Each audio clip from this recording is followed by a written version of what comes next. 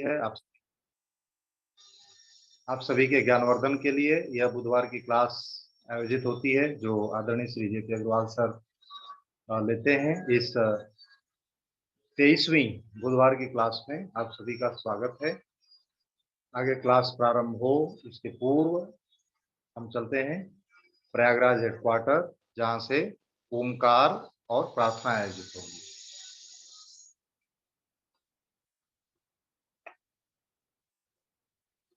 आज की क्लास शुरू करने से पहले हम 3 बार ओम शब्द का पारायण करेंगे। उसके बाद हम अपनी स्पाइन को सीधी करके संस्थान की प्रार्थना को शुरू करेंगे।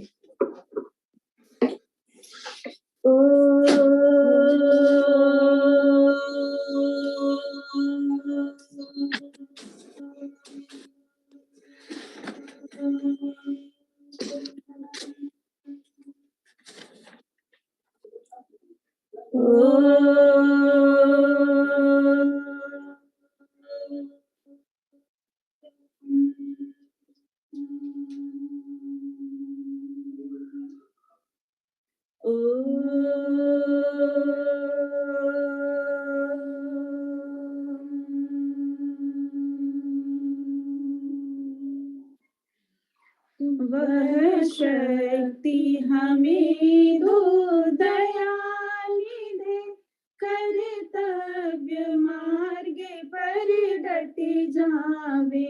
वह शक्ति हमें दो दयाली दे, कर्तव्य मार्ग पर डट जावे।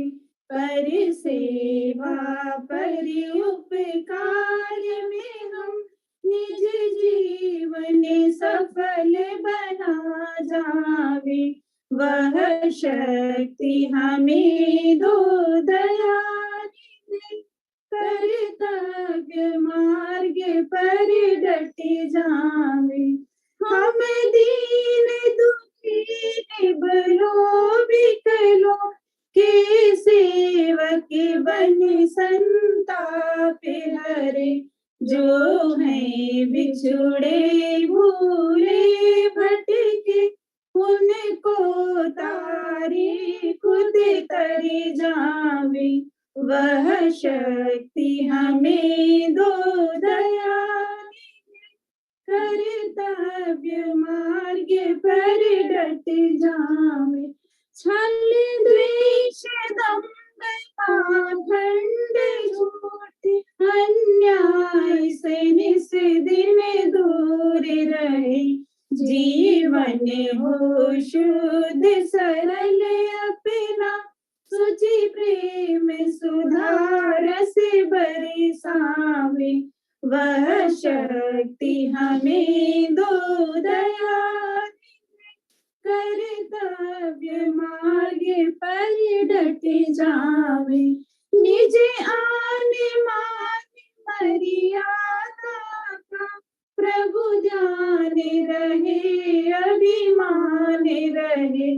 जिस देव भूमि में जन्म लिया, बलिदान उसी पर हो जावे।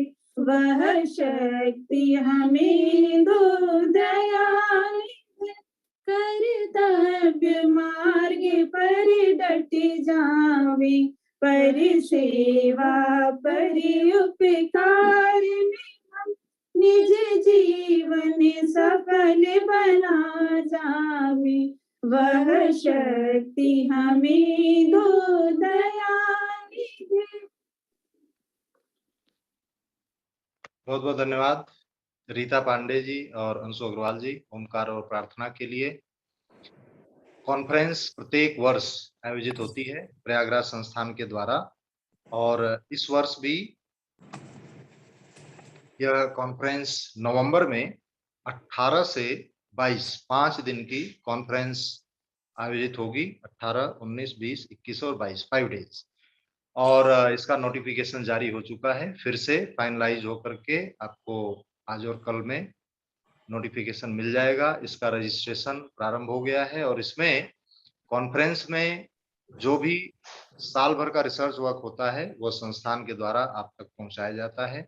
और ऑनलाइन मोड पे तो रजिस्ट्रेशन प्रारंभ है, जिसमें फीस 2000 रुपए तय की गई है, और जो भी सीनियर सिटीजन्स यानी 60 से ऊपर और जो करस्पॉन्डेंस और कैंपस कोर्स के स्टूडेंट्स हैं उनके लिए 500 रुपीज कम, यानी 1500 रुपए। और ऑफलाइन कोरोना की सिचुएशंस उस समय देखते हुए यदि ऑफलाइन आयोजित होता है संस्थान में, तो उस समय आकर के आप फी भर सकते हैं। उसकी 2500 रुपए फी है आपके लॉजिंग एंड बोर्डिंग की। और कैंपस कोर्स की क्लासेस ऑनलाइन मोड से चल रही हैं रेगुलर, सोमवार से शुक्रवार तक, पहले, दूसरे और तीसरे सेमेस्टर्स के लिए। करस्पॉन्डेंस कोर्स के लिए एडमिशन अभी चल रहा है, फर्स्ट सेमेस्टर नए बैच के लिए और बाकी के सेमेस्टर्स के लिए नेक्स्ट अगले सेमेस्टर के लिए। जिन्होंने नहीं लिया होगा वे शीघ्र ले लें, ताकि आपको किताबें संस्थान से प्रोवाइड कर सके और सूचनाएं थी। तो आइए आमंत्रित करते हैं आज इस बुधवार की थेरेपिस्ट क्लास के लिए शिक्षण एवं उपचार संस्थान प्रयागराज के अध्यक्ष आदरणीय।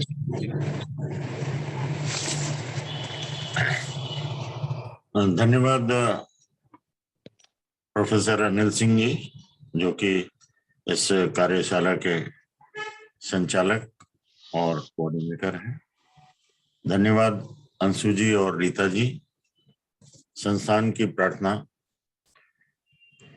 इस प्रार्थना में ही हमारी प्राथमिकता है और अनंत प्रयास समाहित है। आइए हम सब मिलकर इस अनंत मार्गी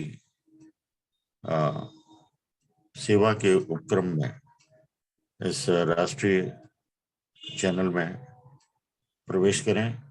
प्रवेश करने से पूर्व सर्वप्रथम हम उस परमात्मा की परम शक्ति को आहूत करते हुए और आदरणीय खेमका जी, जो कि हमारे अजस्र प्रेरणा स्रोत हैं, उनका आभार नमन करते हुए, साष्टांग प्रणाम करते हुए, इस कार्यशाला में आदरणीय श्याम सुंदर सराफ जी और हमारे अपेक्स कमेटी के अन्य सदस्य जुड़े हुए हैं। उस वृक्षारोपी महर्षि तुल्य सराफ जी और उनके टीम को भी मैं नमन करता हूं। मित्रों, हृदय की चर्चा कुछ ज्यादा ही लंबी हो गई और अभी कुछ और बताना बाकी है। हमने फिजियोलॉजी एनाटॉमी के एंगल से वेस्टर्न साइंस और जो ईस्टर्न फिलॉसफी है, जिसमें प्रमुख रूप से चाइनीज का मेरिडियन सिस्टम है और वेस्टर्न सिस्टम में physiology anatomy based doctor wall का जो इनोवेशंस हैं, जो मेरिडियन सिस्टम में उन्होंने अपने अद्भुत रिसर्च के माध्यम से एक वैज्ञानिक प्लेटफॉर्म दिया है, ये अत्यंत महत्वपूर्ण है। और हमें हर विषय को फिजियोलॉजी एनाटॉमी के एंगल से भी देखना आवश्यक हो गया है और सभी चिकित्सा पद्धतियों की जननी मातृ स्रोत आयुर्वेद के परिप्रेक्ष्य में हम आइए अपनी चर्चा प्रारंभ करते हैं। हृदय के लिए कुछ चीजें बड़ी महत्वपूर्ण हैं कि हमें कौन सी ऐसी चीज है जो हृदय के रखरखाव को के लिए, इंजरी इस ऑर्गन को कौन पहुंचाता है। हॉट वेदर, आप देख रहे होंगे सर्दी और हॉट वेदर कितना कष्टकारक होता है। हमने पिछली बार बताया था कि बरसात पड़ी उससे पहले कितनी उमस हो जाती है, उसके बाद उमस होती है और आपको बैठे बैठे चेस्ट में पसीना और सिर में पसीना आने लगता है, कभी कभी रात बेरात, और प्रायः देखा गया। उसका हमने ट्रीटमेंट बताया था। तो हॉट ड्रिंक्स जो इंजरी करते हैं, जितने भी कार्डियोलॉजिस्ट हैं,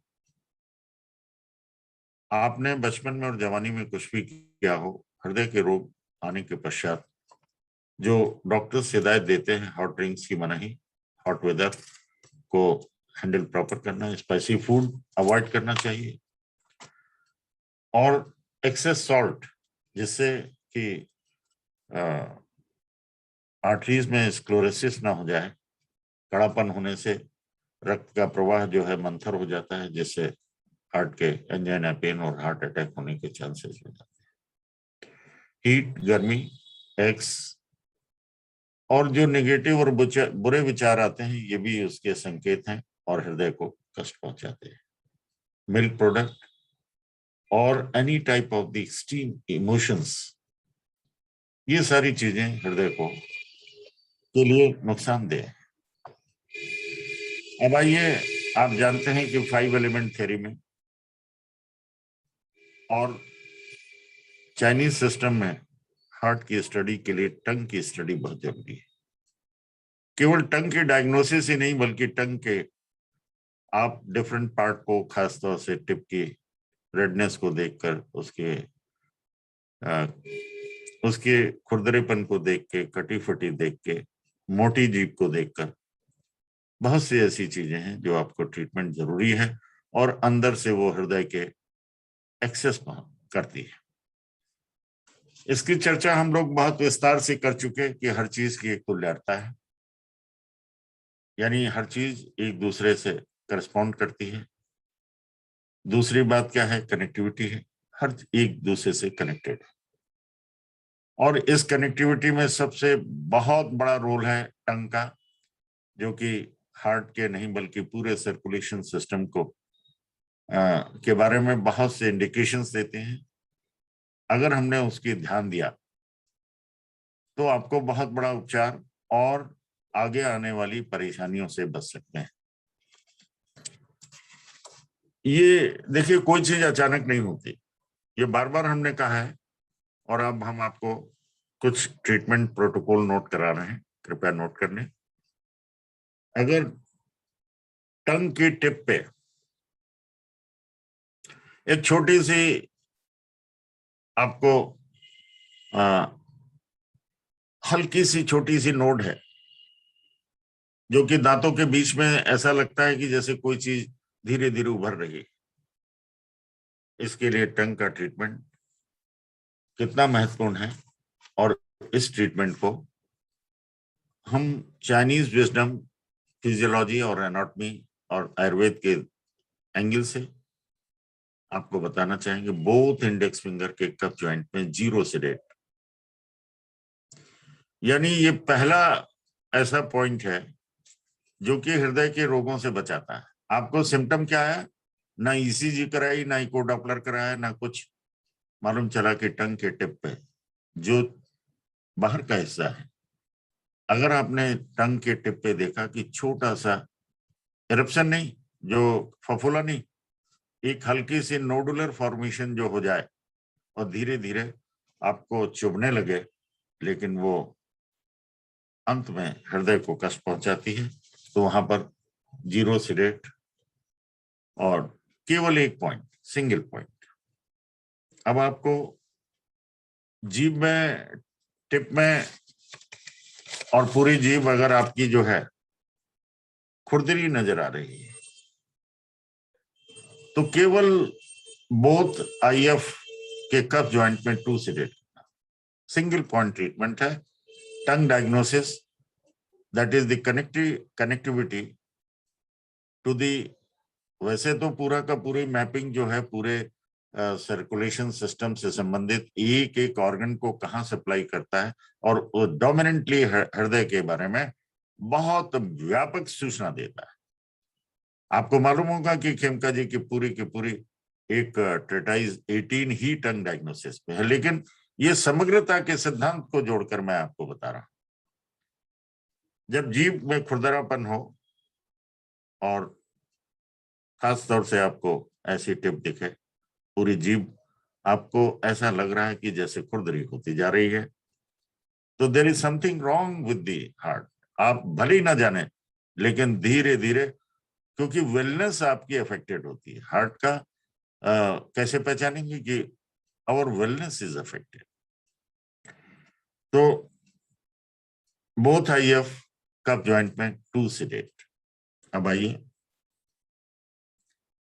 आपकी जीभ बिना बात को गीली गीली लगती है, मॉइस्ट टंग। जीभ में जो है गीलापन आ रहा है, गीलापन तो होना चाहिए, लेकिन जो नोटिसेबल हो कि ये गीलापन कुछ ज्यादा ही आ रहा है। अभी मैंने सलाइवेशन की बात नहीं की, वो तो नेक्स्ट स्पेक्ट्रम है। और धीरे धीरे जब सलाइवा ड्रॉप करने लगता है तो इसका मतलब उसके अंदर पैरेसिस और बाद में और कुछ हो जाता है। तो उसके लिए आप क्या करेंगे, बोथ IF कप जॉइंट में 4 सीडेट। मॉइस्ट, आपको गीलापन लग रहा है, 4 सीडेट। अब आइए, आपको अक्सर कुछ लोगों को देखा होगा कि जीभ बाहर, बात बात में जीभ उनकी, उन्हें मालूम भी नहीं है कि जीभ क्यों, ये इसे क्यूरिंग, QUIVERING, क्यूरिंग टंग कहते हैं। अपने आप जीभ चलती रहती है, और ये भी एक इंडिकेटिव है। और एक बात मैं बड़ा आपको स्पष्ट बताना चाहता हूं कि इसी बीच में कि हार्ट का काम आप जानते हैं कि नरिशमेंट प्रोवाइड करना। नरिशमेंट वो रसद पानी पूरे एक एक कोश कोश को, प्रत्येक ऑर्गन को, यहाँ तक कि ब्रेन को भी, ब्रेन के एक एक सेल को, टिश्यू को नरिशमेंट प्रोवाइड करता है। नरिशमेंट नहीं मिलेगा तो कोई जीवित नहीं। और ये भी शायद आपको मालूम ही होगा कि हृदय भी स्वयं कोरोनरी आर्टरीज के माध्यम से हृदय को स्वयं को अपना नरिशमेंट देता है। तो यहाँ पर किसी न किसी रूप में दिल और दिमाग, अगर आपका दिल किसी कारण से नाराज है, बुझा हुआ है, तो आप अक्सर जो है घर में किसी बात से, या आपकी सॉरोफुल कंडीशंस होती जा रही, रीजंस व्हाट्सएवर में भी, दैट इज इमैटेरियल। कि आपको कारण क्या है ये नहीं मालूम, लेकिन मालूम ये है कि कहीं ना कहीं समथिंग इज रॉन्ग। और इसके लिए आपको करना क्या होगा, क्यूरिंग टंग के लिए स्टेबिलिटी प्रोवाइड करने के लिए आयुर्वेद में स्थिर, स्टेबल, जैसे कहते हैं ना कि बिल्कुल, आप इसको अर्थ से कंफ्यूज मत कीजिए। आयुर्वेद में कर्म और गुण महत्वपूर्ण है। ये हम इसको डिटेल में जब कभी कैंपस क्लास या बहुत से कैप्सूल कोर्सेज में लेते हैं तो पूरा इसको बताने का प्रयास करते हैं। तो यहाँ पर बोथ IF पित्त ज्वाइंट में single point 5 seeded, only 5 seeded, sorry 5 tone, कि आपको स्टेबलाइज करना है जो ये टंग जो है, क्योंकि निश्चित रूप से कहीं ना कहीं हलचल और हृदय की कनेक्टिविटी, टंग की कनेक्टिविटी न केवल सेंट्रल नर्वस सिस्टम से है, ये आपस में आदान प्रदान है।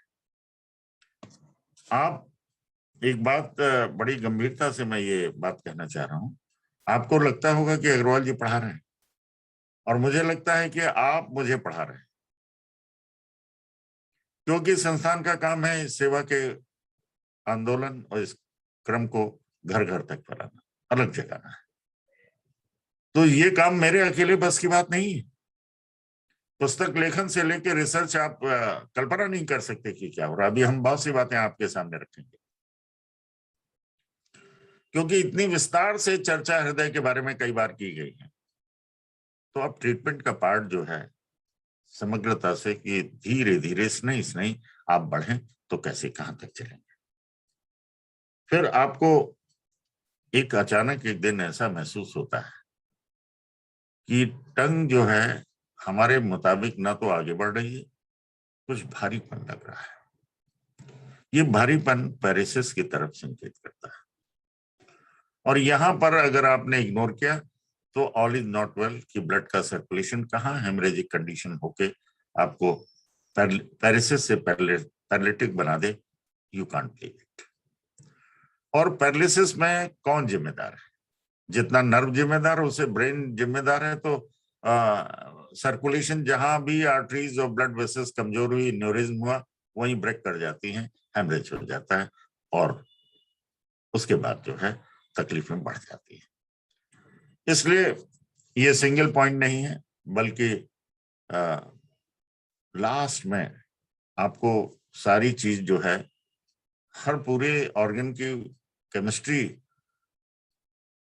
पूरी केमिस्ट्री तैयार करके इस बात को बताता है कि हमें कहाँ पे, किस मेरिडियन पे, किस पॉइंट पे कहाँ पे ट्रीटमेंट करना चाहिए, और इसलिए इसका ट्रीटमेंट 5 से 8।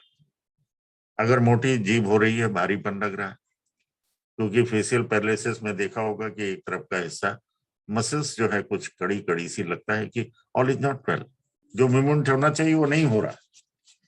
अब आइए नेक्स्ट हम चर्चा करते हैं कि पूरी जीभ ऐसा लगता है जैसे एक तो रगड़ जीभ थी, खुरदरी, और एक रफ रुक्ष जिसमें स्निग्धता का अभाव है। अंदर से ऐसा लगता है, आपको लगता है कि हमने चाय पी थी या गरम गरम कोई चीज पिए था उससे जल गए, लेकिन ऐसा नहीं, फोकस कहीं और है, इफेक्ट कहीं और देख रहा है। तो ये आपको जला जला सा लगे तो कहाँ, बोथ IF कफ जॉइंट में 3 से 8। और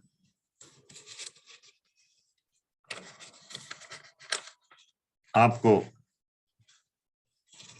और भी कुछ बातें हम बहुत गंभीरता से बताना चाह रहे हैं कि जब आप जानते हैं कि एनर्जी, हम लोग ये समझते हैं कि भोजन से मिलता है, बिल्कुल ठीक समझते हैं। यही मैं बताना चाहूंगा, ट्राइपॉडिक के त्रिस्कंध 3 से इसके पिलर कौन से हैं जो एनर्जी के। आपको, हम लोगों ने भोजन लिया, डेली लेते हैं, अनेक प्रकार की रेसिपी होती है, नाश्ता होते हैं, बेवरेजेस होते हैं, और पहले तो जो स्वाद होता है, जो अच्छा, जब धीरे धीरे वेलनेस कम होने लगती है तब जागृत होते हैं कि भाई अब हमें क्या करना। इसीलिए आज हमने सबसे पहले कि क्या हमारे हार्ट को इंजरी करेगा, हार्ट की टीम को कौन सी चीज इंजरी करेगी। तो अल्टीमेट एम है कि हम खाए पिए तो हम अपने काम को ठीक से कर पाए, एनर्जाइज हो। एनर्जी, हर काम के लिए एनर्जी चाहिए। तो पहला हमारा जो स्तंभ है वो भोजन है, और भोजन पच के जो रक्त का निर्माण होता है वो दूसरा स्तंभ है। और तीसरा स्तंभ, आप बिल्कुल समझदार हैं, समझ गए होंगे कि ये रक्त नरिशमेंट के लिए पूरे शरीर के कोश कोश में परिभ्रमण करता है, परिभ्रमण सर्कुलेट करता है, और वो करता है, एक ऐसी मशीन लगी है जिसको हृदय कहते हैं, वो सर्कुलेट करता है। तो ट्राइएंगल जो है, try origin of the circulation system, energy system is what? Food number 1, blood number 2। हमने चर्चा में बहुत सी बातें बताई कि ब्लड का हेल्दी होना, quantity quality wise it should be there, otherwise आपका हार्ट ठीक नहीं कर सकता। तीसरी बात है मशीनरी, यानी हार्ट का सर्कुलेशन। अगर हार्ट चारों तरफ ठीक काम कर रहा है तो ट्राइपोडिक में फर्स्ट पिलर इज, प्रथम स्कंध है भोजन, इसलिए अत्यंत महत्वपूर्ण है। दूसरा, भोजन के पाचन के पश्चात जो है रक्त का निर्माण,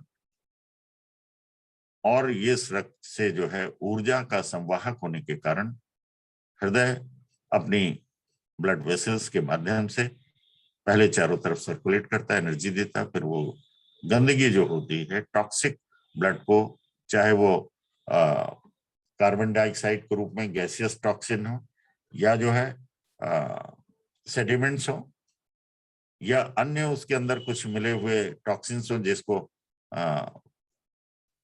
द्रव रूप में हो, या जो है स्थूल रूप में हो, और पार्थिव रूप में हो, तलछट के रूप में हो, वो सब वापस करके और शुद्धिकरण के पश्चात पुनः बारंबार ये प्रक्रिया जारी रहती है। तो एनर्जी के लिए हम क्या करेंगे अगर हमें, लेकिन आप ऐसा नहीं कि सारा हार्ट खराब है, रोज जो है 2 पॉइंट आपने 1 पॉइंट लगा दिया, ऐसा नहीं। डे टू डे आपको जैसे अपने खाने का ध्यान रखते हैं, अपने एनर्जी का। आज वेलनेस कम क्यों हो रही है? तो बोथ IF कफ जॉइंट में 3 टोन। अगर आपको उठने में आलस्य लग रहा है और तो यहाँ पर हम बहुत इंडेक्स फिंगर कफ जॉइंट में 4 को सिलेक्ट करेंगे। अब आइए, आपको जब हमने आपसे एक बात कही थी, अभी हम इसी बीच में 2 बड़ी बातें आपको बताने जा रहे हैं। वो 2 बड़ी बातें कौन सी हैं? आप फिर कहेंगे कि वही हार्ट की एट्रोफी और सीएमपी, हाइपरट्रोफीड हार्ट सीएमपी। ये एक मेडिकल टर्म है, इसका स्क्रीन शेयर किया गया था कि हमारी हार्ट में ट्रिपल लेयर है। Outer layer is pericardium, inner layer is the myocardium और मिडिल लेयर, और इनर मोस्ट जो अंदर होता है ल्यूमन के से टच करता है वो एंडोकार्डियम। अगर ब्लड में जो है ह्यूमिडिटी ज्यादा है, हीट ज्यादा है, वात पित्त कफ का डिरेंज्ड है, डिसऑर्डर है, तो हमने उमस की बात की थी, तो इसमें सूजन आ जाती है। और हाइपरट्रॉफी का मतलब होता है कि लेयर मोटी हो जाती है, यानी स्किन मोटी का मतलब नहीं, हार्ट की जितनी लेयर्स हैं तीनों, अगर वो मोटी हो जाएंगी, जैसे हम लोग स्थूल हो जाने पर एक्टिव कम हो जाते हैं। आप किसी भी बीमारी के लिए डॉक्टर कहता है कि आपका ओबीज, मोटापा बहुत खतरनाक है, तो हृदय को बचाने के लिए मोटापा और खुद मोटा हो जाए और तीनों लेयर मोटी हो जाए, तो जो हमें पता ही नहीं चला, पता कैसे चलेगा? वो हम आपको बताएंगे। उसको पता चलाने के लिए 2 प्रकार के हार्ट की गंभीर बीमारियों की हम लोग ने चर्चा की थी। हाइपरट्रॉफीड हार्ट कार्डियोमायोपैथी, मायोपैथी माने मसल्स जो है, जब उसमें इन्फेक्शन कहीं डैमेज हो जाती है, इंजरी हो जाती है, स्टिफनेस हो जाती है, तो उसमें इसके कारण जो बीमारियों के लक्षण आते हैं, मैं आपसे यही बात बताना चाहता हूं कि इनके लक्षणों के आधार पर आप जान सकते हैं कि वेलनेस बहुत कमजोर हो गई है, हार्ट की हाइपरट्रॉफी हो गई है, और ये गंभीर किसी भी समय हमें अटैक, एंजाइना, पेन आदि बहुत सी चीजें हो सकती है। बीपी ऊपी तो आजकल हम लोगों ने बिल्कुल ऐसे लगा लिया जैसे रूटीन है, खाना खाएं तो बीपी की दवा खानी है, पानी पीना है तो बीपी की दवा, और गैस की, और ये सब तो हम लोगों ने बिल्कुल अपना पार्ट ऑफ लाइफ मान लिया। लेकिन क्या ये पार्ट ऑफ लाइफ है या हम इससे बचत कर सकते हैं? देखिए, आपके सामने आ गया कितना जो एक नॉर्मल हार्ट है, दूसरा जो है कितना उसकी तीनों लेयर, पेरिकार्डियम, मायोकार्डियम और एंडोकार्डियम, तीनों मोटापे के होने के कारण this is the cause of the heart failure may be. लेकिन आपको जब उससे पहले आप जानकारी मिल जाए। दूसरा क्या है, आपका ल्यूमेन बड़ा हो गया क्योंकि डायलेट हो गया, किस कारण से हुआ अभी छोड़ दीजिए।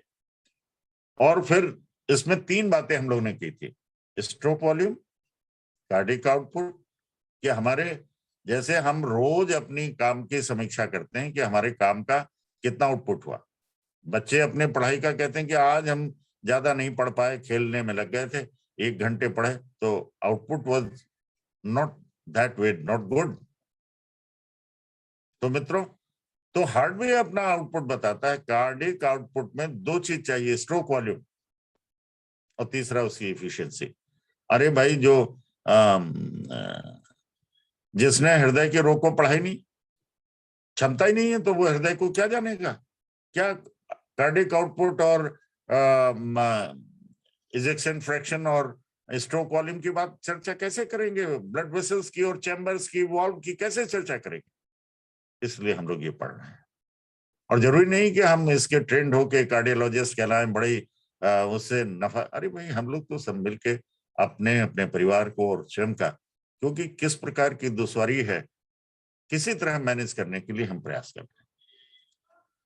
और आप ये मत सोचिएगा कि हम इतना व्याख्यान दे रहे हैं तो हमें हार्ट की बीमारी, क्यों नहीं? जिसके पास हार्ट होगा तो पुराना भी होगा, बूढ़ा भी होगा, खराब भी होगा, और बीमार भी होगा, और मृत्यु भी होगी।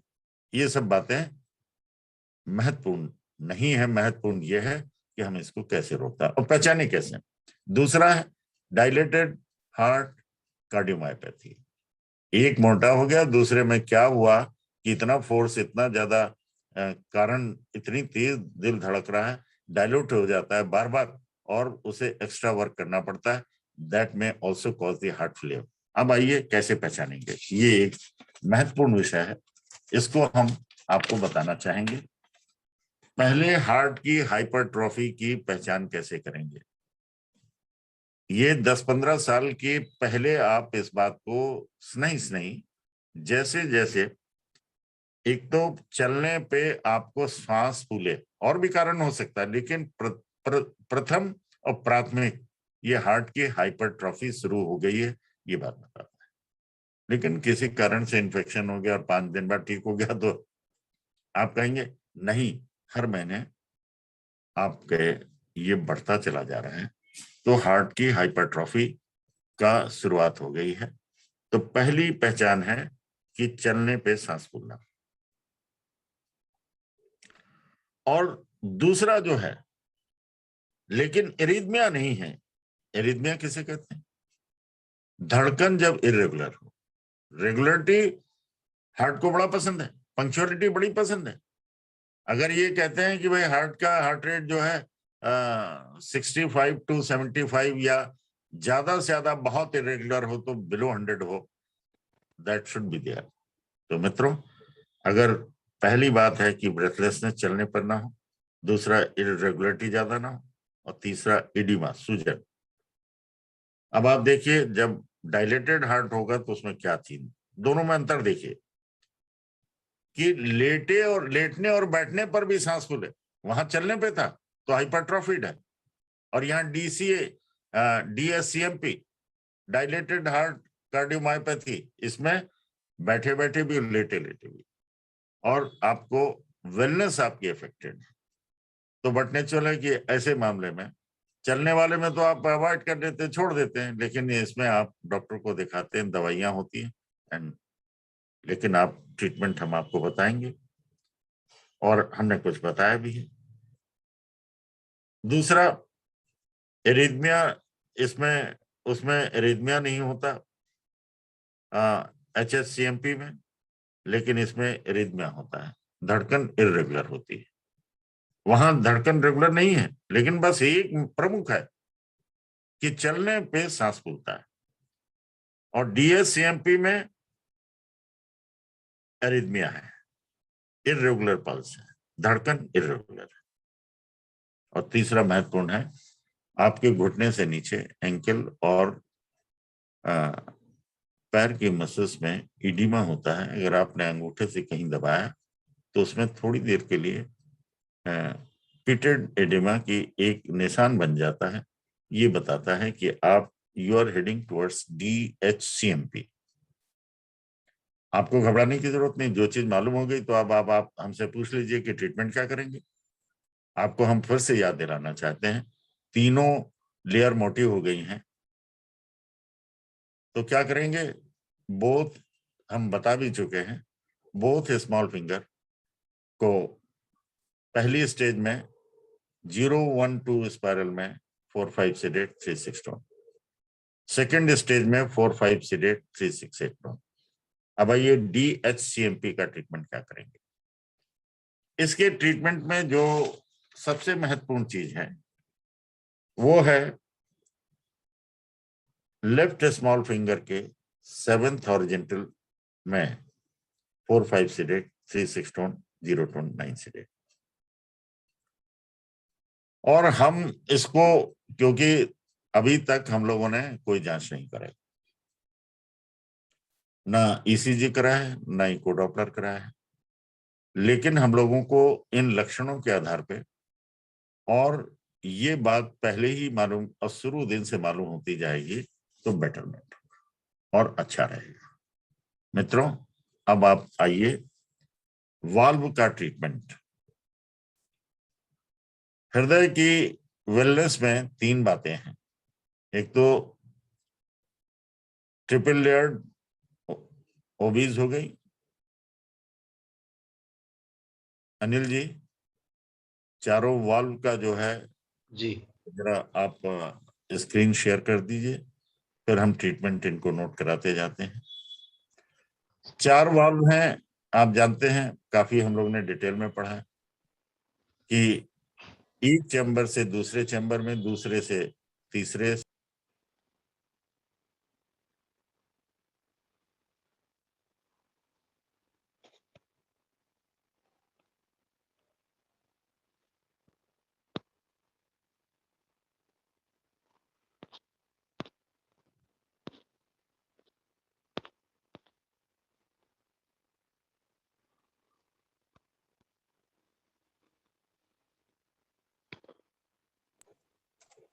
हेलो, हाँ सर, ये लगा दिया है।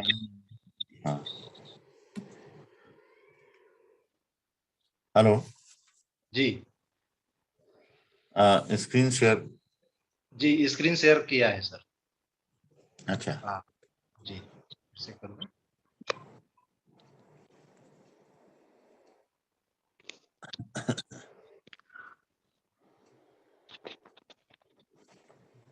Screen share. तो चार हम लोगों ने उसकी बात की थी कि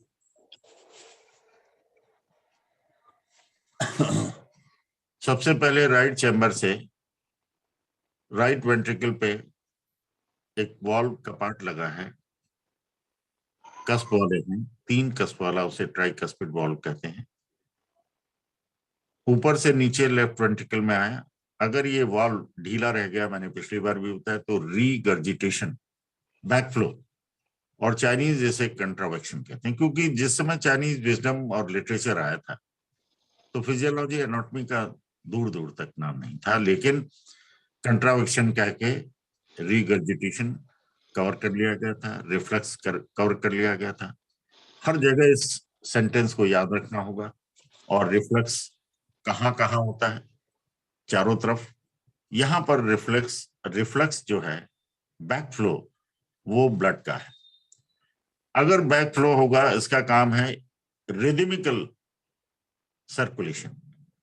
तो यहाँ पर राइट चैम्बर से जाता है पल्मोनरी वॉल के माध्यम से लंग्स में प्योरिफिकेशन के लिए, फिर वहां से लौट कर आता है मिट्रल वॉल के माध्यम से लेफ्ट वेंट्रिकल में, then it becomes ready for circulation through aortic valve. इन चारों वॉलों में, चारों चैम्बर में, वॉल्व में सब तरन्नुम होता है।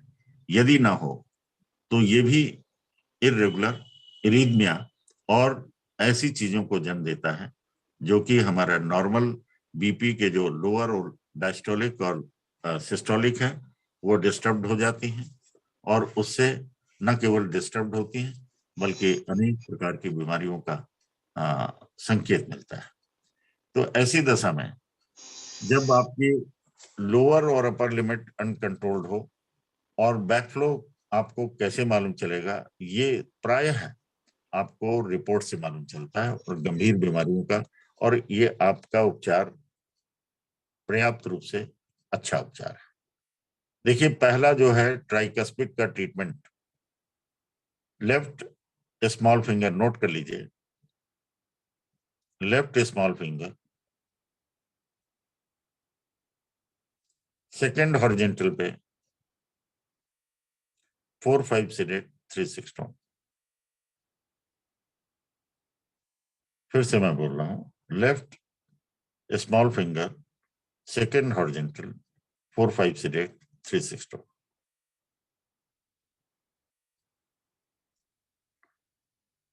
अभी हम डॉक्टर वॉल की लोकेशन आपको बताएंगे, और ये बहुत इंपॉर्टेंट है, और एक्यूप्रेशर के दृष्टिकोण से और मैग्नेट लगाकर। ये तो सिर्फ हम मैग्नेट का बता रहे हैं। फिर दूसरा वॉल्व है pulmonary valve, left small finger के 4th हॉरिजेंटल पे 4-5 सीडेड 3-6 टोन।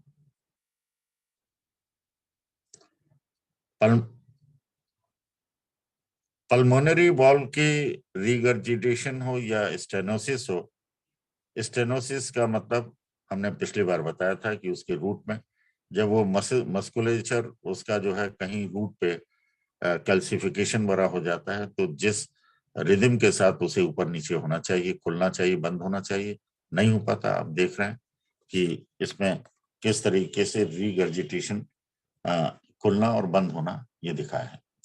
आप देखिए इस चित्र को देखिए कि स्टेनोसिस किसे कहते हैं। अब वो जो ल्यूमेन है, जो वॉल्व है, किस तरीके से खुला, पूरा नहीं खुला तो रुकावट हो गई, स्टेनोसिस हो गया। नीचे का नॉर्मल दिया हुआ है। बाद वाला देखिए आपको किस प्रकार से वॉल्व में प्रॉपर जो है कैसे प्रॉपर खुलता है, कैसे प्रॉपर नहीं खुलता है, इन चित्रों से बिल्कुल स्पष्ट होता है। और ये जब खुला रह जाता है तो बैकफ्लो होता है, कंट्रावेक्शन, और ये गंभीर बात पैदा कर देता है। इन सब मामले में सर्जिकल इंटरवेंशन की जरूरत होती है। अब तीसरा जो है मिट्रल वॉल्व का ट्रीटमेंट, वो हम करेंगे लेफ्ट स्मॉल फिंगर के 6 ऑर्जेंटल पे 4, 5 सेडेट, 3, 6 टोन, 0 टोन, 9 सेडेट।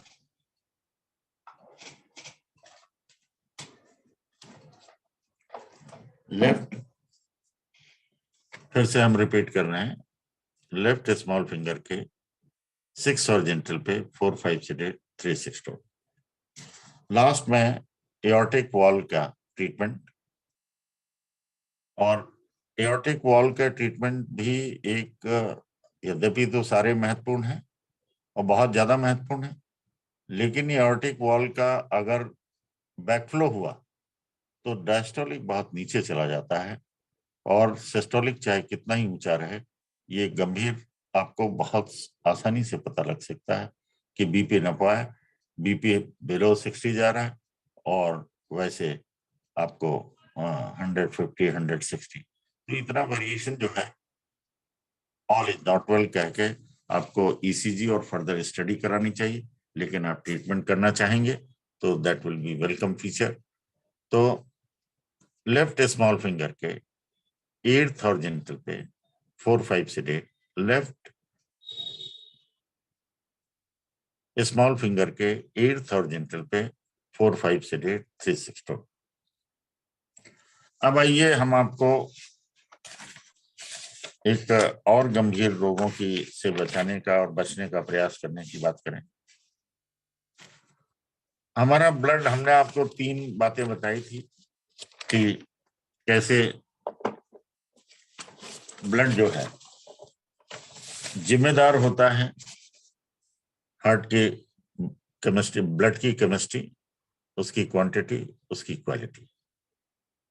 जब ब्लड के अंदर सेडिमेंट्स टॉक्सिक, पार्थिव टॉक्सिक ज्यादा होते हैं, चाहे कोलेस्ट्रॉल हो या अदरवाइज टॉक्सिन्स हो, तो हार्ट को ब्लॉक करने लगता है। हार्ट को ब्लॉक करने का मतलब कॉर्नरी आर्टरीज। जहां जहां आर्टरी है, पूरे शरीर में 700 आर्टरीज हैं, वहां ब्लॉक हो सकती हैं। दूसरा हेमरेज हो सकता है।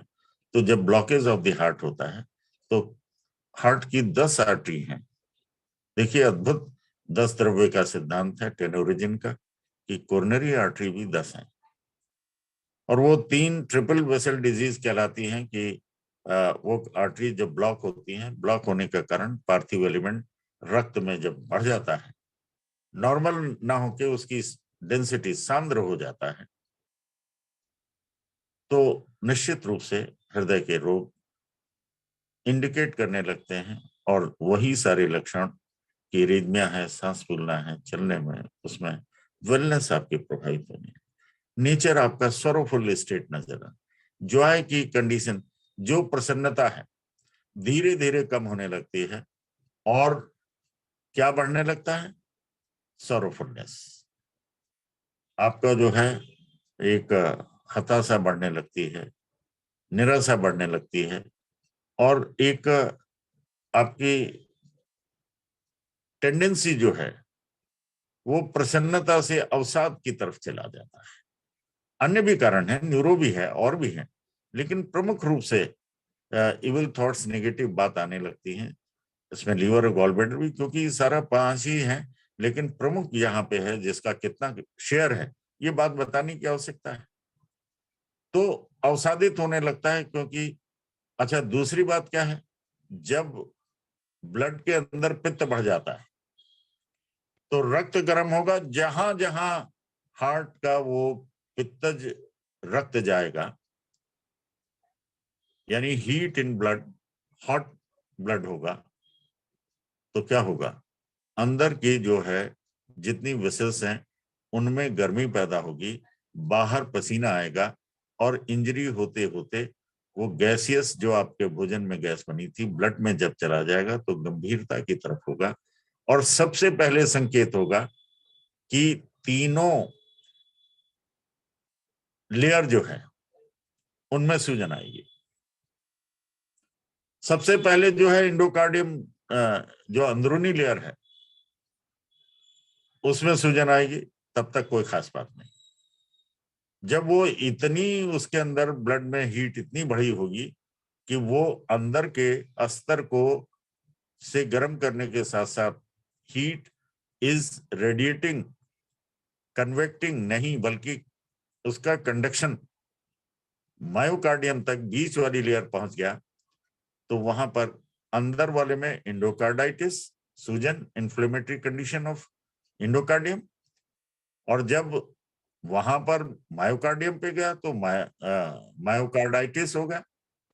और जब लास्ट तीनों पे पहुंचा तो फिर वेलनेस जो है बहुत प्रभावित होने लगती है, उसे कहते हैं पेरिकार्डाइटिस। पेरिकार्डियम में आइटिस का मतलब इन्फ्लेमेशन, मायोकार्डियम का आइटिस का मतलब मायोकार्डियम में। और जब ये गर्म, देखिए होता क्या है कि ये ब्लड वेसल्स कैसे हैं, रक्तवाहिनी ऐसी सॉफ्ट टिश्यू की बनी हुई होती हैं और उसके अंदर जब कोई भी उसका टेम्परेचर ठीक हो तो बड़ा आनंद होता है सर्कुलेशन में भी। और आराम से आप हृदय के रोगी नहीं कहलाते बल्कि ऊर्जा के संवाहक कहलाते हैं, डायनेमिक होते हैं, खूब काम करते हैं। जैसे जैसे वेलनेस गैस बनी, ब्लड के अंदर हीट बढ़ी, धीरे धीरे आपको हृदय के रोग के सिम्टम आने लगते हैं। कभी कभी लोग धोखे में रहते हैं कि गैस बन रही है, कोई खास बात नहीं है, गैस अटक गई, चेस्ट में पेन आ गया, फिर धीरे से गैस हो के आपने कुछ चीजें मैनेज किया, पसीना भी कम हो गया, चेस्ट में पेन भी कम हो गया, आपने सोचा कोई खास बात नहीं और फिर आई गई। लेकिन ये बार बार हो रहा है तो one has to take notice of it. और इस इंडोकार्डाइटिस, मायोकार्डाइटिस या पेरिकार्डाइटिस के लिए आइटिस जहां भी होगी वहां पे रक्त में गर्मी होगी। और रक्त का जो है आयुर्वेद के कंसेप्ट से 3-4 सिडेट 5-6 टोन। अब आप बताएं कहां करेंगे, कहां करेंगे? डॉक्टर वॉल ने स्मॉल फिंगर के और सीएम इनियम में लंग्स और हार्ट दोनों मिला के, तो यहां पर हम बड़ा सिंपल सा ट्रीटमेंट होगा और कि लेफ्ट स्मॉल फिंगर के अंदरूनी भाग जो है वो पहली लेयर है 0, तो लेफ्ट स्मॉल फिंगर के 0 स्पाइरल में 3-4 सिडेट 5-6 टोन।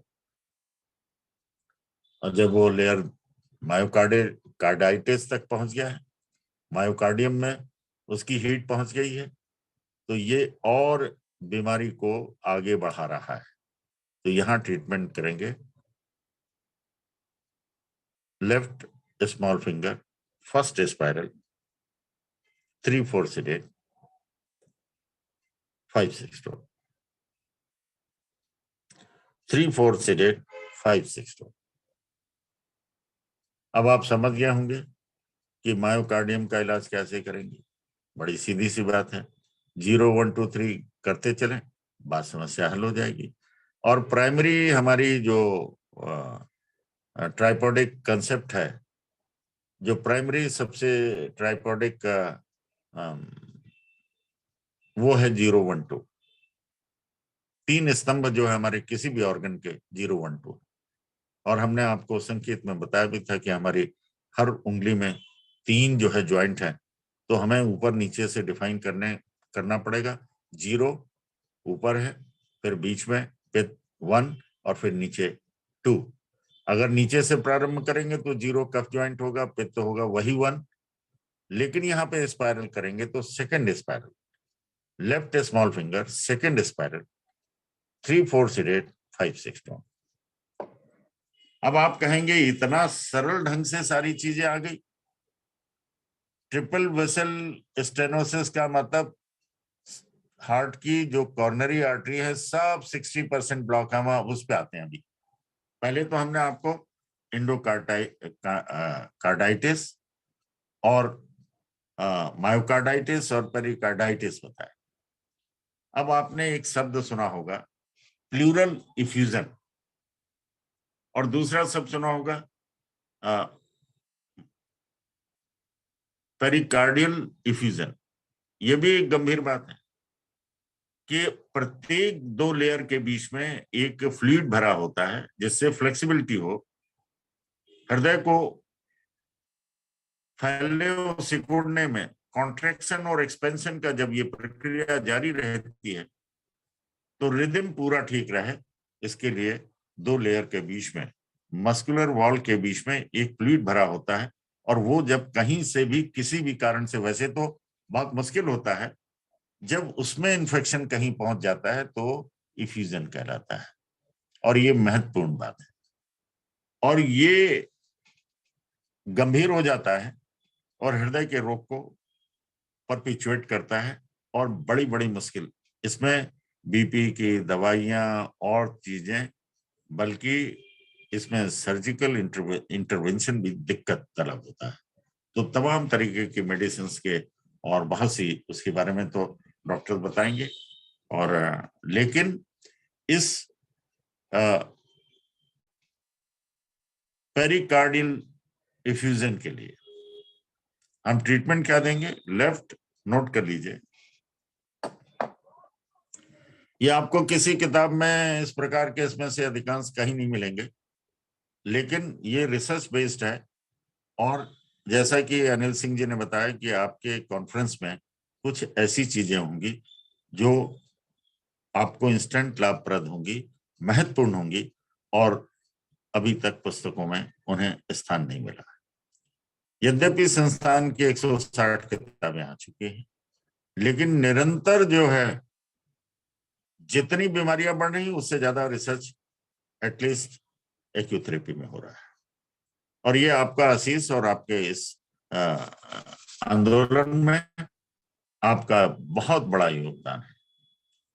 तो मित्रों, इसको आप और दूसरे ढंग से देखें कि लेफ्ट एसएफ के सेकंड स्पाइरल में 4-5 सेडेट 3-6 टोन, लेकिन इसमें सबसे महत्वपूर्ण होगा कि लेफ्ट स्मॉल फिंगर के 0-1-2 स्पाइरल में 4-5 सेडेट 3-6 टोन करें, क्योंकि तीनों लेयर के बीच में जहां भी इस प्रकार का इन्फेक्टिंग एजेंट्स है और सांद्रता प्रभावित है, वो अपने आप धीरे धीरे ठीक होगा। और आपके इसका बहुत बड़ा लक्षण है कि आपके सारे टेस्ट नॉर्मल हैं, लेकिन सांस फूल रहा है, बीपी प्रभावित है। फिर क्यों है? और जब इसके और फर्दर टेस्ट हुआ तो मालूम चला कि एंडोथेलियम टेस्ट, और तो मालूम चला कि पेरिकार्डियल इफ्यूजन है। और ये आजकल बहुत मेडिकल साइंस एडवांस हो गई है, तमाम तरीके के सीटी स्कैन, और सबसे प्राइमरी है एक्सरे, चेस्ट एक्सरे, और अल्ट्रासाउंड भी हो रहा है, सभी तरीके से, सभी एंगल से, सीटी वगैरह से। लेकिन जहां पर मेडिकल साइंस में जिसका उपचार नहीं है वो आप उपचार कर रहे हैं, तो महत्वपूर्ण साबित हो रहा है। और कोविड में तो आपने बोथ स्मॉल फिंगर में बड़ा फ्रिक्वेंटली, क्योंकि उसके अंदर ओपेसिटी थी, जनरल ओपेसिटी थी और नोडुलर ओपेसिटी थी, और वो पहले तो उस स्टेज पे होती है, बाद में धीरे धीरे जम के नोडुलर फॉर्म कर लेती है।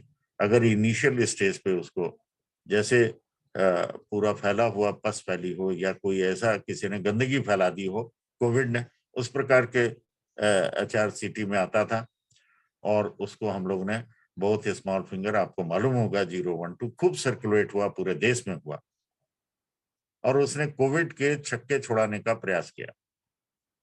कोविड ने जीवधारियों के छक्के छुड़ाए तो कोविड को भी परेशान होना पड़ा, मुझे ऐसा लगता है, बाकी ईश्वर की मर्जी है। बहुत स्मॉल फिंगर 0-1-2 स्पाइरल में 4-5 सेडेट 3-6 टोन। ये तो हुआ।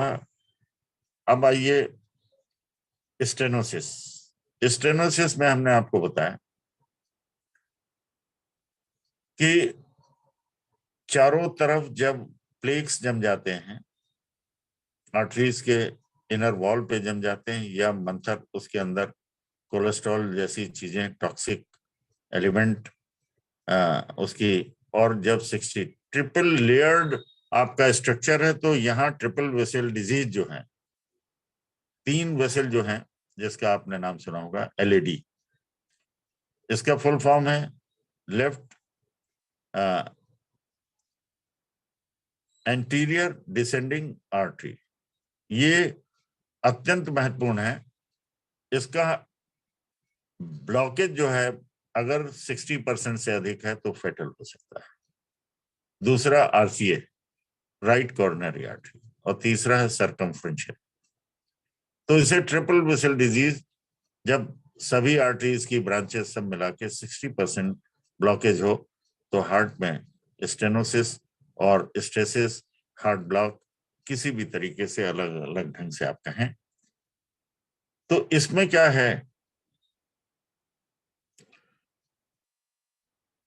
हार्ट की ब्लॉकेज, स्टंटिंग और बाईपास सर्जरी बहुत आम बात हो गई। लेकिन एक बात जान लीजिए, हार्ट की ब्लॉकेज तो ठीक हो सकता है, लेकिन हार्ट की efficiency is gazed by the left ventricle ejection fraction, और वो 60 के अराउंड होना चाहिए। अगर 50 है तो भी कोई बात नहीं, बट इसके नीचे जाता है, जैसे जैसे जाएगा वेलनेस नहीं, दुश्वारी, मुश्किलें बढ़ती चली जाएंगी। और जब ये और कम होता जाएगा, 40 से 35, 30 और 25, फिर मेडिकल साइंस भी ना तो सर्जरी हो पाती है और कोई मेडिसिन नहीं। इसमें हम लोगों को जो सफलता मिली वो मैं आपको बताना चाह रहा हूं। पॉइंट भले ही कुछ ज्यादा हो, लेकिन महत्वपूर्ण है। स्टेनोसिस और सारी चीजें इसके अंदर शामिल हो जाएंगी, सब कुछ, यानी ब्लॉकेज, वॉल्व का structural A to Z. Left small finger, क्योंकि ये बातें आपको सरस्वती में मिल जाएंगी, केस हिस्ट्री मिल जाएगा, बहुत सी उसमें धन्वंतरी मिल जाएगा, लेकिन जिस तरीके से फिजियोलॉजी एनाटॉमी के साथ नैरेटिव हम लोग ने डिस्कस किया, और उसके साथ ये पहली दफा हम लोग इसको बताने का प्रयास कर रहे हैं, क्योंकि काफी दिनों से हार्ट पे चर्चा हो रही है। हो सकता है आगे भी चलती रहे, क्योंकि चाइनीज एंगल से बहुत सी बैलेंसिंग पॉइंट्स की हम चर्चा करेंगे, टोनिफिकेशन का सेट है वो करेंगे, और हार्ट की सेडेशन, पूरा का पूरा हाइपर एक्टिव हार्ट है तो क्या होगा, पूरा का पूरा संभाल, और गंभीर रोगों की तरफ। ऐसा नहीं है कि चाइनीज में एनर्जी पैटर्न कमजोर है, बहुत मजबूत है। और हमारे संस्थान में जो खेमका जी ने तो इतनी किताबें दे दी कि कई पुस्तकें इसे प्रयोग में लाएंगी, और ये जो राह बन रही है वो महत्वपूर्ण है। तो लेफ्ट स्मॉल फिंगर नोट करना चाहें तो ये खास तौर से कार्डियक का आउटपुट और स्ट्रोक वॉल्यूम की बात नहीं है, जहां इफिशियंसी ही हार्ट की खत्म हो गई है, कम हो गई है, और आपके लिए गंभीर दुश्वारियां आ रही हैं, उसके लिए left small finger, all RLHM, all RLHM। हमारे संस्थान में रिसर्च प्रकोष्ठ ने जो चार्टिंग प्रारंभ कराई है, आप अगर चार्ट बनवा देते हैं तो ट्रीटमेंट बहुत आसान हो जाता है, और लोगों ने, जिन्होंने कुछ नहीं सीखा, अपना ट्रीटमेंट किया। तो left small finger, all RLHM में बस वही 4, 5 seeded, 3, 6 tone, 0 tone, 9 seeded, all RLHM 4, 5 seeded, 3, 6 tone, 0 tone, 9 seeded.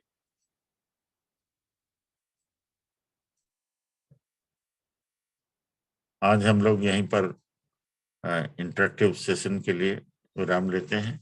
और अनिल जी का कहना है कि इंटरेक्शन के एक प्रॉब्लम से लोगों को बहुत लंबा मैसेज जाता है, बहुत लोग सीखते हैं, जानते हैं, और फिर उसकी, क्योंकि अभी तो केवल हम बोल रहे हैं, वहां पर फिर आप बोलते हैं, आप पूछते हैं, मैं बताता हूं और बाकी लोग सुनते हैं, और आपकी क्वेरी ये इस बात को बताती है कि बहुत सी चीजें इसके अंदर समाहित होती हैं और आगे तक इसे जाना जा सकता है।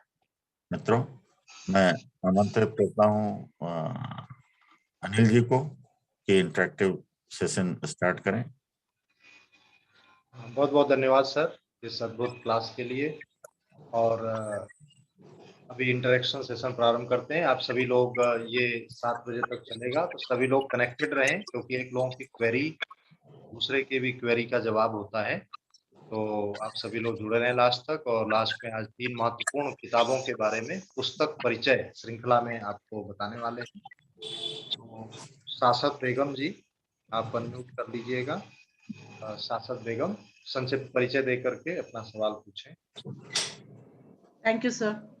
Sir, I am from Ishan, entering 5th semester.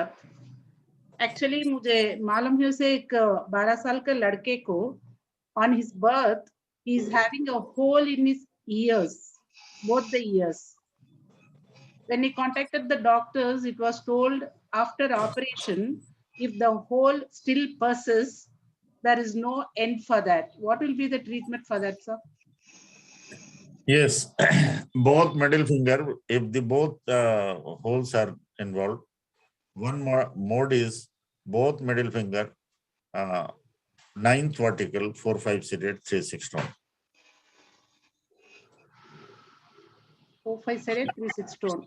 Because nourishment and plugging and the nourishment, that is the eardrum, it is to be nourished by the blood, and it should be, the healthy blood should be circulated, and 3, 6, and it is from outside नहीं होता, आपके स्वयं के जो है blood में से, वहां रीजनल डायग्नोसिस के व्यू पॉइंट से लिया, ऑटो सारी चीज प्रोसेस ऑटोमेटिक है, और वो स्टेशन ट्यूब से लेके पूरा कवर करती है।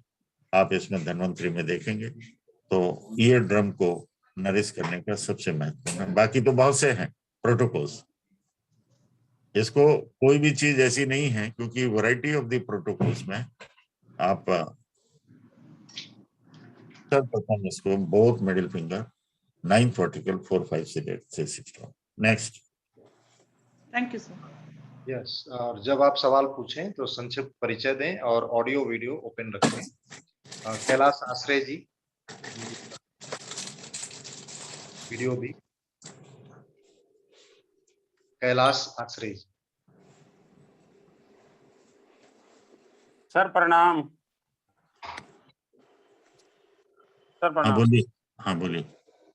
वो मेरी मिसेज है, 61 वर्ष की है, 61 इयर्स का है, तो उनका कैटरेक्ट का ऑपरेशन करवाया था।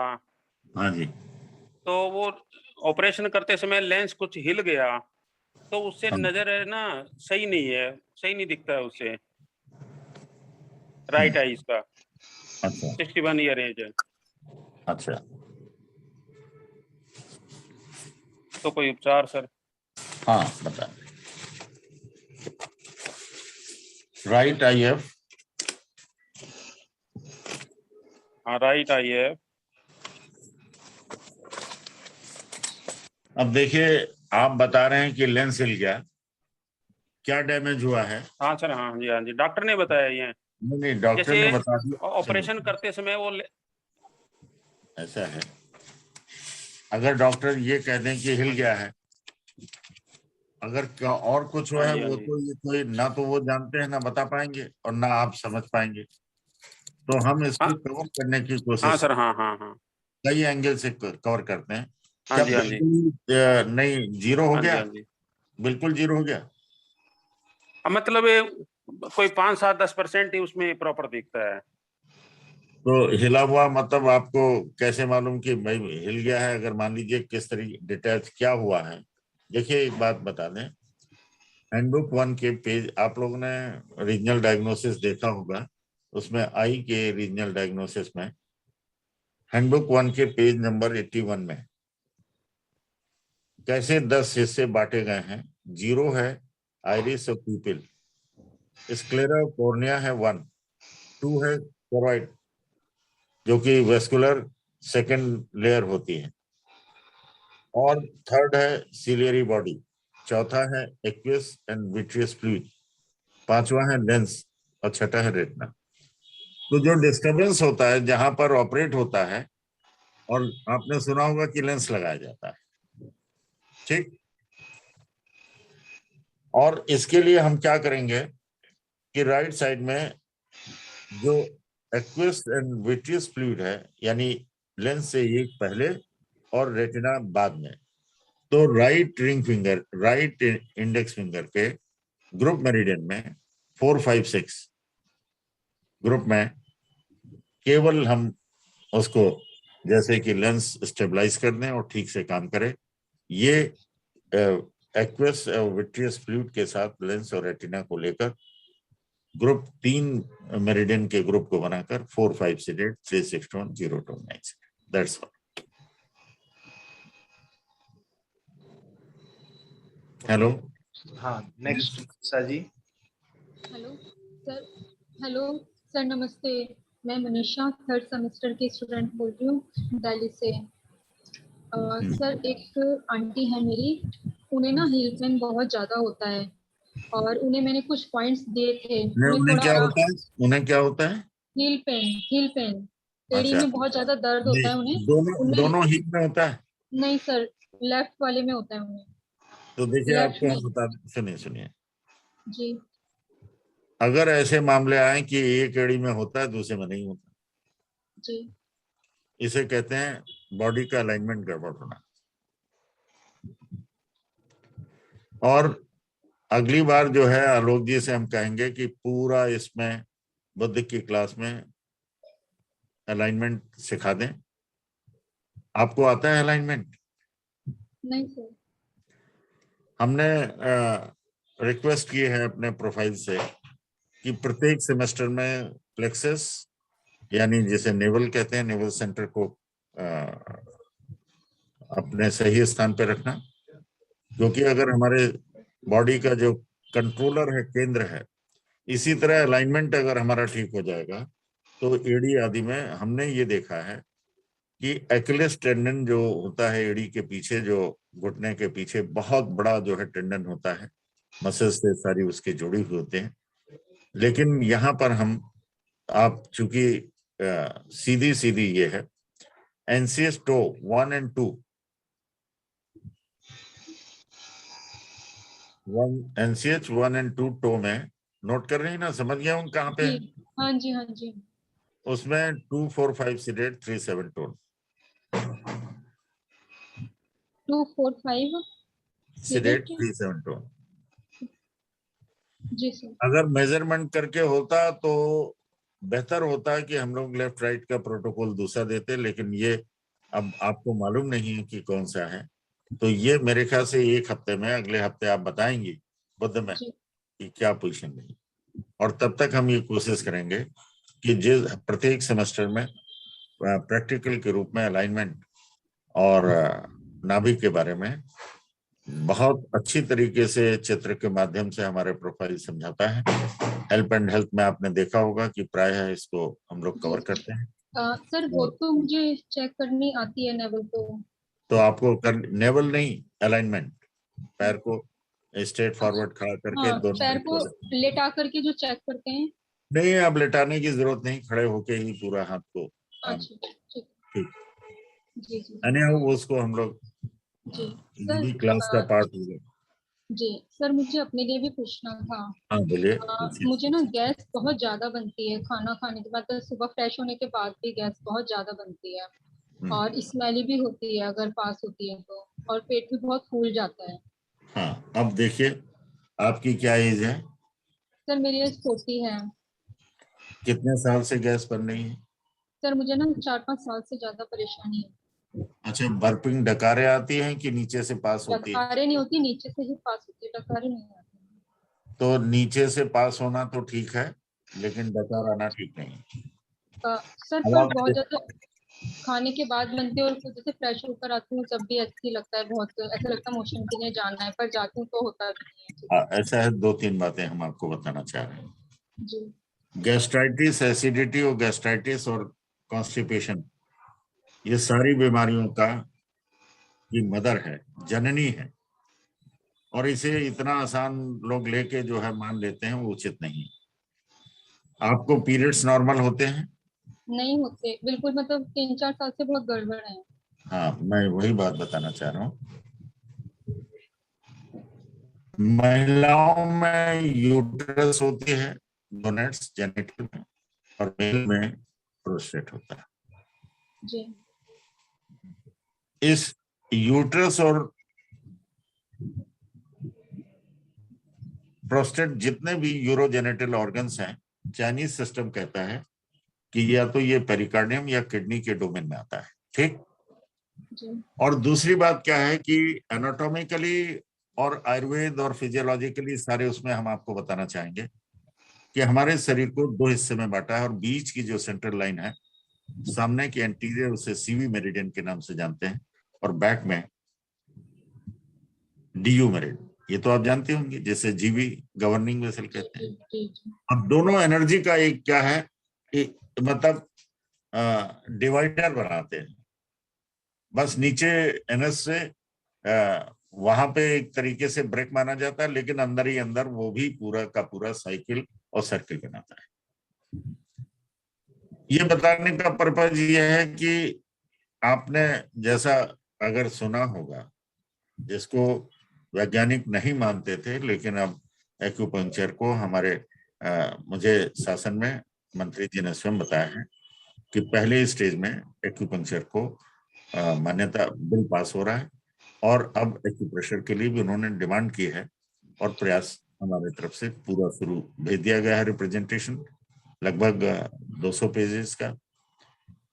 और वो मैं इसलिए ये बात बता रहा हूँ कि वहां पर जो है, क्योंकि हम लोगों ने जब मेरिडियन सिस्टम हार्ट का बताया था, तो आपको याद होगा कि एक इलेक्ट्रोमैग्नेटिक ऑरा हमारे शरीर के चारों तरफ एनर्जी का है, जो कॉस्मोस से आता है, और उसकी रिसेप्टिविटी थ्रू मेरिडियंस होती है।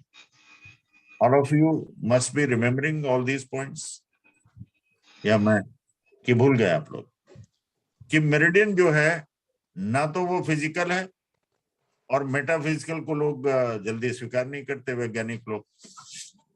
तो मेरिडियन जो है, उसके माध्यम से इलेक्ट्रोमैग्नेटिक ऑरा जो है, वो एनर्जी के रूप में शरीर के अंदर प्रवेश करता है। और सीवी मेरिडियन और डीयू मेरिडियन भी बहुत महत्वपूर्ण है, और एक कंसेप्शन के लिए, दूसरा यानी एक एक्सिक्यूशन के लिए, और एक कंट्रोल डिवाइस है। तो सारे अलार्म पॉइंट सीवी मेरिडियन पे हैं, और बैकशू पॉइंट है। तो मेरा कहने का मतलब यह है कि यदि वहां पर स्ट्रेसेस है, तो फिजिकली जो है all will not be well. अगर आपके वहां पर पीरियड्स ठीक नहीं होते, तो there must be something wrong with the uterine area, and उसकी कनेक्टिविटी पूरा ऊपर से नीचे तक जहां जहां जाएगी उसको प्रभावित करेगा। और सीवी मेरिडियन पे पेरिकार्डियम का CV15, CV14, 12 सारे ऐसे हैं, CV3, CV6, CV8, जो सारे के सारे ऊर्जा के सागर हैं। ऐसी दशा में आपका गैस, यानी एक कारण ये भी हो सकता है कि आपके यूट्राइन डिस्फंक्शन के कारण गैस हो, या गैस के कारण वहां पर कुछ फाइब्रॉइड, सिस्ट, या बल्कि, या बहुत सी चीजें हो सकती है। और धीरे डिजेनरेटिव चेंजेज होते हैं। तो आपको अपनी नॉर्मल पैरामीटर्स जानना चाहिए, आपको अपने घर में बच्चियों का जानना चाहिए, आपको अपने बच्चों का और अपने बारे में जानना चाहिए। हम दूसरे के बारे में जानने की कोशिश करते हैं, but we do not know about us. तो गैस का इलाज करने पे, दवा खाने पे, पुदीना हरा खाने पे, पीने पे या खाना ना पचे, एक कारण ये है। दूसरा क्या है, आप जानते हैं कि लीवर और गॉल ब्लैडर का रोल क्या है ब्लड के, यानी पूरे बॉडी के एनाटॉमिकली सारे, मैं बार बार दोहराऊंगा कि 1000 फंक्शंस हैं और 500 बायोकेमिकल्स का प्रोपोर्शन। तो मेंसेस का होना लिवर गॉल ब्लैडर से संबंधित, और ये सीवी मेरिडियन और इसलिए गैस के लिए ये बातें मैंने इसलिए बताई हैं, ये बहुत से कोई भी नहीं जानते कि लोग अगर सीवी मेरिडियन अफेक्टेड है तो उसके बगल में जो है किडनी की मेरिडियन जाती है, उसके बगल में स्टमक की, स्टमक का मेरिडियन आपके दोनों चेस्ट रीजन में ब्रेस्ट के पास पर जाती है, और निपल पे CV17 है, सॉरी ST17। कहने का मतलब कि जिनको यूट्राइन डिस्फंक्शन है तो उनको ब्रेस्ट में भी प्रॉब्लम होती है, जिनको ब्रेस्ट में प्रॉब्लम है यूट्राइन भी अफेक्टेड है। और उस ट्रायंगल के बीच में हार्ट भी मौजूद है, 2 निपल के बीच में, 2 ब्रेस्ट के बीच में, और पेरिकार्डियम का भी वो है, और नीचे स्टमक, और उस ट्रायंगल में कौन से ऑर्गन नहीं आते। और if it goes upward touching the throat and traversing through the throat, और उसके बाद DU मेरिडियन आके वो भी टंग के अंदर जाती है। इसके बताने का पर्पज ये है कि साधारण बात मत समझिए कि गैस्ट्रिक है। गर्ड एक से एक चीजें उसमें होती हैं, और खाना मुश्किल, पचाना मुश्किल, हजम नहीं हुआ, खाना खाते रहे, हजम नहीं हुआ, गैस बनी, बीमारी ही बीमारी। अभी तो इस उम्र में है, अब तो 20s से शुरू हो गया, और जितनी मेटाबॉलिक एक्टिविटी है, कन्वर्जन, ब्रेकडाउन, ये सारा वात पित्त का everything is that depends upon, हमने अभी बताया ना कि किस प्रकार से गैस मनुष्य को कहां कहां अफेक्ट कर सकती है, कितना परेशान कर सकती है। इसलिए इसका ऊपर से बर्पिंग होना ये उचित नहीं है, समथिंग इज रॉन्ग। तो बहुत से प्रोटोकॉल हैं, पूरी की पूरी किताब 85 प्रोटोकॉल हैं, और रोज नए बनना है। और तो इसका एक हम सारी चीज को कवर करते हुए आपको बताना चाहेंगे। राइट थंब में 0102 RLVM 145 सीडेट 368 टोन, इसका मतलब क्या हुआ, ऊपर से नीचे तक, गले से लेके, सिर से लेके, आंखों से लेके, नाक से लेके, गले से लेके, हृदय से लेके नीचे आपकी यूट्रस और पूरे ट्रायंगल को कवर करते हुए 0102 RLVM। इसका मतलब यह है कि मल्टी लोड ट्रीटमेंट है, मेल के लिए भी है, फीमेल के लिए भी। हार्ट और लंग्स को भी टच करता है। गर्दन में दिक्कत है क्योंकि सिर में भी खालीपन लगता है, और गैस जब बन के ऊपर जाती है कंट्रावेक्शन होता है, नीचे से जाना चाहिए, मार्ग उसका नीचे जाने का है। और सभी को मालूम है, हमारे रिसर्च टीम पूरा इस पे पूरा स्टडी, भयानक स्टडी कर रही है। भयानक का मतलब ये है कि जिसने कल्पना नहीं की, जो आपको मैगजीन और उसके माध्यम से और कॉन्फ्रेंस में बहुत सी चीजें।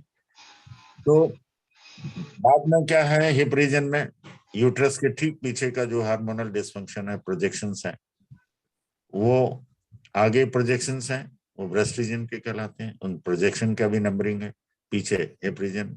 जिनके यूट्राइन डिसफंक्शन है, पीरियड्स का है, उनको गले में एक सबसे महान भाव है कंट्रोलर, थायराइड भी अफेक्टेड होता है, तो थायराइड भी ठीक होगा, यूट्राइन डिसफंक्शन भी ठीक होगा, ब्रेस्ट भी ठीक होंगी, और गैस्ट्रिक भी। तो इसलिए, और हार्ट आदि, BP और गले में दर्द, गर्दन में धीरे धीरे बाल का टूटना, बाल का सफेद होना, मल्टी लोड ट्रीटमेंट है। और राइट थंब 0102 RLVM में 145 सीडेट 368 टोन, लेफ्ट पाम में चक्र 23 सीडेट 14 टोन, ये गैस, एसिडिटी, और both finger number 3, 4, 5 third spiral 23 seeded 14 tone. Sir मैं लिख नहीं पाई, बहुत जल्दी बोल दिया। Right thumb all 0102 RLVM,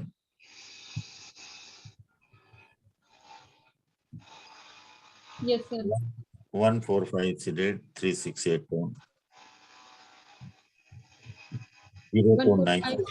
Yes sir, 145 sedate, 36 tone. 368 tone. बेहतर होगा हेल्प एंड हेल्प में आप आ जाइए अपना जो देके, क्योंकि आपको लिख के भी मिल जाएगा और आप लगा दें, क्योंकि ये कंसेप्ट जान लीजिए यहाँ पर, ये मैंने बताया।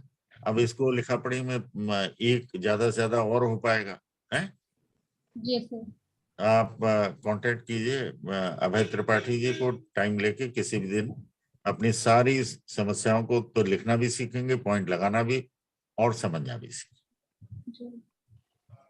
जी थैंक यू सर। आपके और आपके परिवार सभी के लिए ये that is open. And next mister R K. Sir नमस्कार, मेरा नाम राजेश सैनी है, मैं दिल्ली से बोल रहा हूँ। 45 साल जी है सर। हाँ नमस्कार। पोस्ट कोविड के बाद सर ये हार्ट की थोड़ी प्रॉब्लम हो गई थी। कोविड के ड्यूरेशन में भी लोअर साइड का हायर साइड में रहता था, 95 के आसपास जाता था। एंड उसके बाद डॉक्टर ने अभी वो दे रखी है क्या दवाई मेडिसिन, मैं 1 महीना यूज किया, मैंने उसको बंद कर दिया। अभी मेरे को प्रॉब्लम आ रहा है डॉक्टर, ये यहाँ पर बार बार पल्स आता है हार्ट पे ना, हार्ट पे इस रीजन में पल्स आता है, ठंडा ठंडा महसूस होता है। बात प्रवृत्ति का मेरा शरीर है, साथ में ये राइट फिंगर्स में यहाँ अपना लाजिनता वाले पॉइंट पे पेन रहता है। रात के टाइम में वो लगा लेता हूँ, मेथी पट्टी लगा लेता हूँ। गैस्ट्रिक लेवल भी काफी रहता है। ये पूरा एरिया ठंडा ठंडा महसूस होता है डॉक्टर साहब। कहाँ लेफ्ट साइड में? हाँ ये इस साइड पर, लेफ्ट साइड पे, सही कह रहे हैं आप। हाँ कहाँ पर हाथ लगाइए? ये इस साइड ठीक, जिसमें पल्स आती है।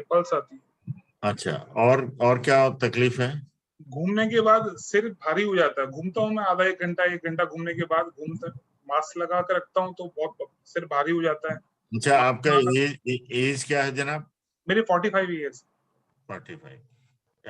क्या काम करते हैं? मैं एयर इंडिया में इंजीनियर हूँ। जी, एयर इंडिया में इंस्ट्रक्टर हूँ। अच्छा, ठीक।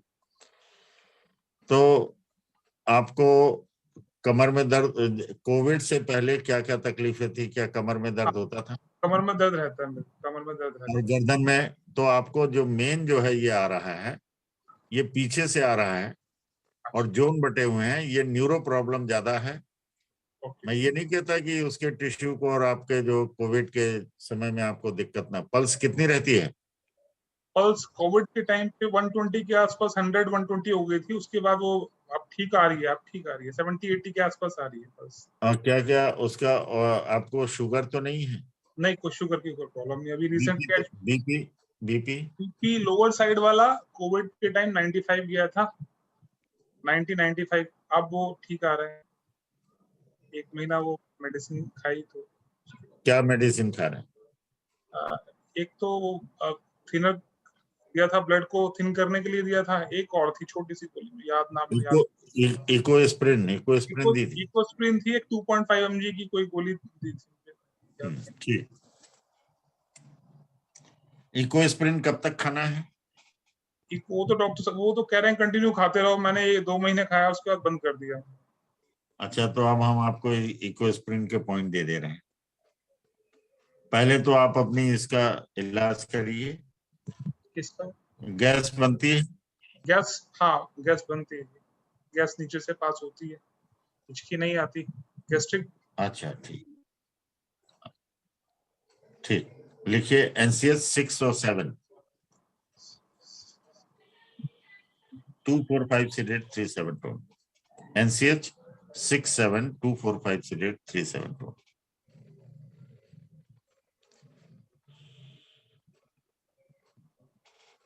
ये हार्ट से रिलेटेड तो नहीं है? देखिए, आपको इसका जवाब बहुत जल्दी मिल जाएगा। अच्छा। क्योंकि नर्व जो है, अभी हमने आपको बताया कि सीवी मेरिडियन पूरे ऊपर से नीचे तक जाती है, तो ये होलिस्टिक है। क्योंकि ऐसा है कि जो हार्ट को धड़कने के लिए पावर सप्लाई चाहिए, हाँ कि नहीं चाहिए? बिल्कुल 100% चाहिए। बोलिए। हाँ जी, हाँ जी, मशीन है ना, चाहिए, आप तो इंजीनियर हैं। हाँ जी, हाँ जी। तो उसका सिद्धांत तो, और वो भगवान ने ऐसी योजना बनाई है कि पीछे से स्पाइन के जो पेरिफेरल नर्व हैं वहां से कनेक्टेड, और आपको कमर में दर्द पहले से रहता था, तो ऊपर से नीचे तक स्पाइन एक है, गर्दन भी, पैर भी, सारी चीजें। तो गर्दन हम में भी लोग कभी, गर्दन में जी, कभी अकड़ाहट आ जाती थी, कभी बिल्कुल बिल्कुल बिल्कुल। आप जो है लिखिए NCH 67245372, both small finger was joint and ring finger cup joint 2453837 0 to 9। अभी जो हमने मनीषा जी को दिया राइट थंब में 0102, पोस्ट कोविड हो या कोई भी हो, तो ऊपर से नीचे तक हार्ट और सारी चीजें कवर करके बस इतना ट्रीटमेंट दे दी। जो अभी 2 प्रोटोकॉल बताए ट्राइपोडिक है, NCS 67 और both SF was joint and ring finger cup joint. आप देखेंगे कि इसको आपको जो है, और फिर अगली बार हम आपको एंटी कोगुलेशन पॉइंट भी नोट करना चाहें कर लीजिए। Right ring finger 9th spiral 3/4 tone 5/6 और लेफ्ट रिंग फिंगर 0 स्पाइरल में same treatment. Right ring finger 9th spiral में 3/4 टोन 5/6, लेफ्ट रिंग फिंगर 0 में same treatment.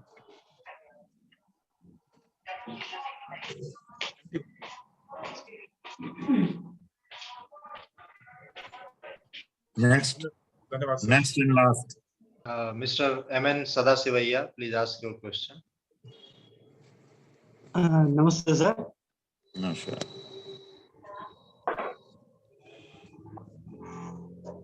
Sir Yes, hello please. Sir. Yes, please ask your question. नमस्ते sir. नमस्कार। मेरा नाम सदाशिव है और मैं ईशान सर में पढ़ रहा हूँ। जी सर। मेरा grand daughter she is aged 3.5 years. Her voice is not clear and stammering too much. The wordings are not clear.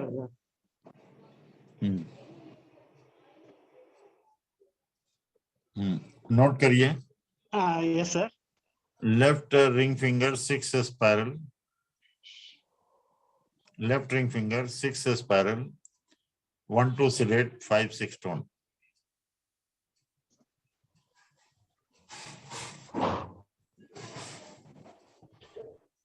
Sir, in magnet and we cannot put this, that she will be You removed. can apply the color. You can apply the color. Color, sir. On one, point number 1, you apply this blue, Blue and on color. 2, light blue.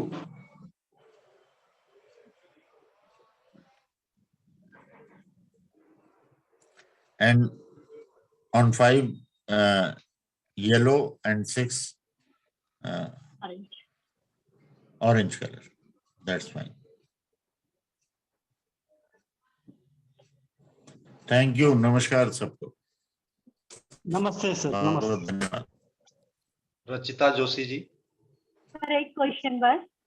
हाँ, good evening sir. Good evening sir, मेरे एक patient है, उनको eyes में यहाँ पर ऊपर white colour का स्पॉट है और वो धीरे धीरे बढ़ रहा है, तो उसके लिए क्या ट्रीटमेंट दे सकते हैं सर? आँख, कौन सी आँख है वो? आप एक्चुअली राइट आई है सर। आप यू आर नॉट विजिबल। अच्छा, राइट आई है सर, राइट आई के ऊपर आँख के ऊपर। अब दिखता है सर? नहीं। Now I am visible. ना, इनका वीडियो सर ओपन है। हाँ, यस। Good evening sir. हाँ। तो हाँ, उनका बोलिए। राइट आई में यहाँ पर ऊपर की तरफ ही यहाँ पे अच्छा अच्छा, और व्हाइट कलर का स्पॉट है। वो कुछ ऐसा तो नहीं जैसे कि वार्ड टाइप का हो, ऊपर थोड़ा सा कवरिंग पे कुछ एक जैसे फिक्सचर टाइप का हो? हाँ, मैंने टच करके देखा था, ऐसा तो नहीं लग रहा है। वो जगह तो स्मूथ है सर, लेकिन वो स्किन वाइट हो रही है। और कहीं भी हो रहा है या बस केवल वहीं है? सिर्फ आई में है।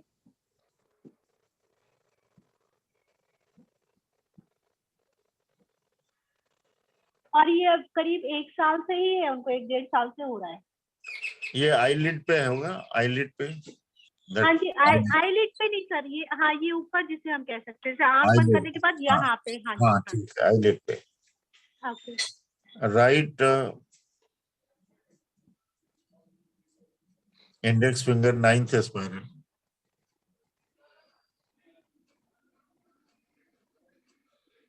जी सर। 5-6 रेट,